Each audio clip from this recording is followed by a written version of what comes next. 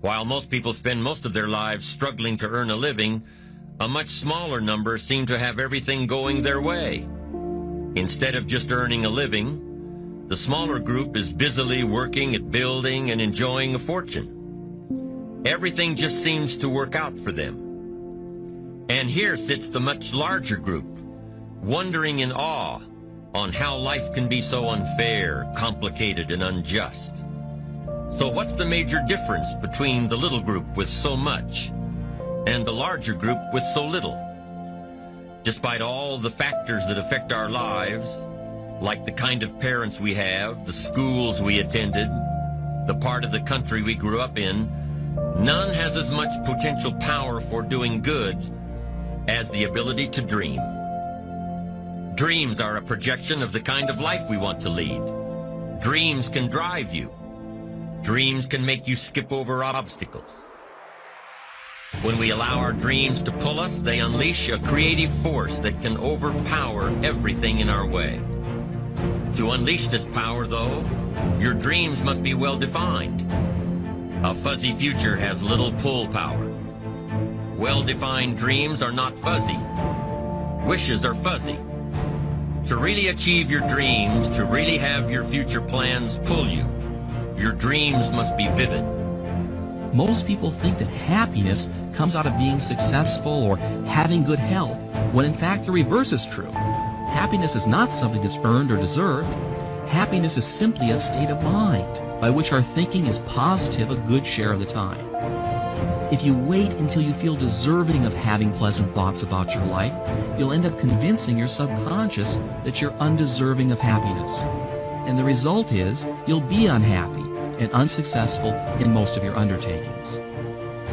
It's not selfish or wrong to be happy, regardless of where you are in life. So be happy. Happiness is a means to an end, success and well-being. And it's also an end in and of itself that we all desire. Happiness is not something that happens to you. It's something that you cultivate, that you determine and control. If you're waiting for happiness to happen to you, you're going to have a long wait. Instead, leapfrog to it right now. How do you do that? Well, it's really very simple. By being and acting happy, even when you're not. It's what all winners do, and it's what you should do, and do it now. Right? If you want to solve your problems, you got to learn. If you want to take advantage of an opportunity, you got to learn. Never let it be said you didn't learn. Develop your own personal philosophy here. Philosophy, major determining factor in how your life works out. Each person's philosophy is like the set of the sail. The same wind blows on us all. The difference in where we arrive at the end of the week, at the end of the month, at the end of the year is not the wind that blows. And the wind is blowing around the world. The world is in solution. Things are a-changing. The walls have come down. All kinds of things are happening. In Russia today, the winds are blowing. But what's going to make the major difference? Each person's personal philosophy that sets a better sail, sets a better sail. So don't ask for a more favorable wind. That's like wishing something that's not going to occur. Don't ask for better seed and soil. All you got's what's available. Don't curse what you got. On this planet, all we got's the seed that's here, the soil that's here, the miracle of life that's here, the opportunity that's here, the seasons that are here. That's all we got.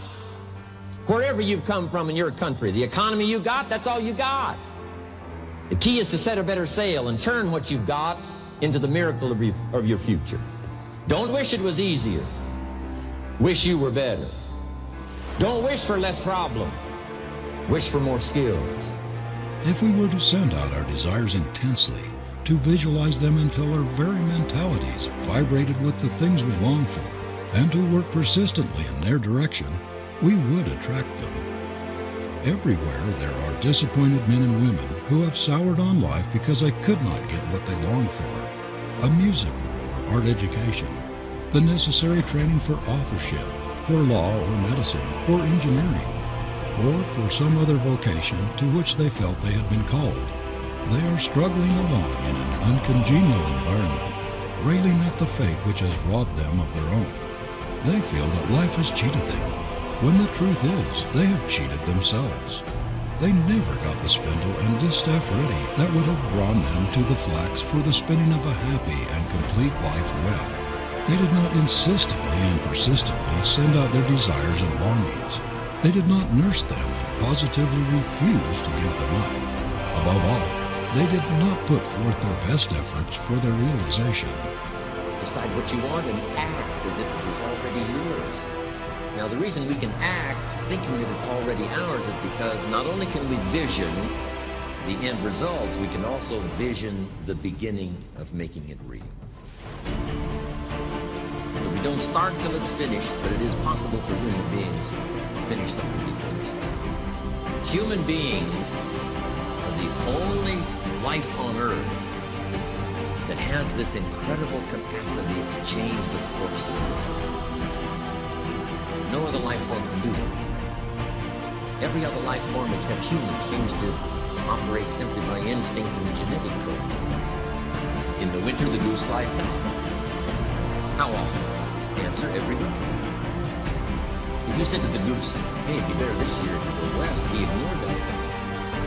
And the reason is because he cannot make choices and listen to advice that simply might be better. He has to obey instinct and the genetic code. But now jot this down, not human beings. Human beings can alter the course of their life. Human beings can live one way for 5 years, tear up that strip, live a totally different way the next time. Why do you work? Why do you get up in the morning? 19 out of 20 had no idea. If you ask them, they'll say, well, everyone goes to work in the morning, and that's the reason they do it, because everyone else is doing it. Now let's get back to our definition of success. Who succeeds? The only person who succeeds is the person who is progressively realizing a worthy ideal. He's the person who says, I'm going to become this, and then begins to work toward that goal. I'll tell you who the successful people are. A success is the school teacher who's teaching school because that's what he or she wants to do. The success is the woman who's a wife and mother because she wanted to become a wife and mother and is doing a good job of it. The success is the man who runs the corner gas station because that was his dream. That's what he wanted to do. The success is the successful salesman who wants to become a top-notch salesman and grow and build with his organization. A success is anyone who is doing deliberately a predetermined job because that's what he decided to do deliberately. But only 1 out of 20 does that. That's why today there isn't really any competition unless we make it for ourselves. Instead of competing, all we have to do is create. For each of us, the amount of money required to be wealthy will differ. But the dream for all of us, I'm sure, is the same. Freedom from financial pressure. More freedom of choice, freedom to enjoy, and the opportunity to create and to share. So decide for yourself what wealth means to you. Latch on to your own mental image of wealth. And let's see if the ideas I'm about to bring to you will make sense, and perhaps provide you with the inspiration to put the plan into high action, so that as the days pass, you will discover a growing sense of freedom and dignity, self-worth, substance, and lifestyle. When you know within yourself that there's something you want to do, and I believe that all of us are born with a purpose, that all of us have something that we are supposed to do, that all of us have some goodness within us, and that goodness gives us a responsibility to manifest our greatness. And when you know that, you can feel it in your guts, and you know that you're deliberately operating below your potential, you've gotten comfortable, you stop expanding, you stop stretching, you stop challenging yourself. Let me share something else with you. Not only is it possible for you to have your dream, but it's necessary.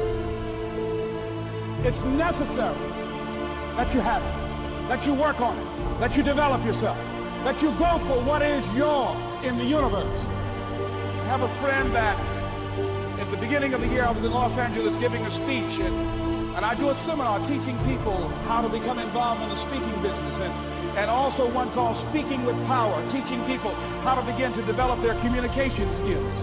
And this friend, I said, I want you to work with me. I called her up. She said, Les, are you sure I can do it? Sure you can. You have a PhD in communications. I don't have that. If I can do it, sure you can do it. In fact, I'm going to give you the support that you need. Here's what I realized, ladies and gentlemen. We only have enough energy to take us to a certain level, but it's necessary that we assemble ourselves with other people who share our vision, other people that can see it for us, to give ourselves a home court advantage. The other thing that keeps most people from realizing their true greatness and their true potential, circumstances, their environment. There are many people who believe because of where they're born, because of the area where they are in life and where they find themselves, that's all they know. Given my circumstances, ladies and gentlemen, I shouldn't be doing what I'm doing right now. See, I know something about you, even not knowing you, that you've got greatness within you. You have the ability to do things that you can't even begin to imagine. You have talents and skills in you that you haven't even begun to reach for yet.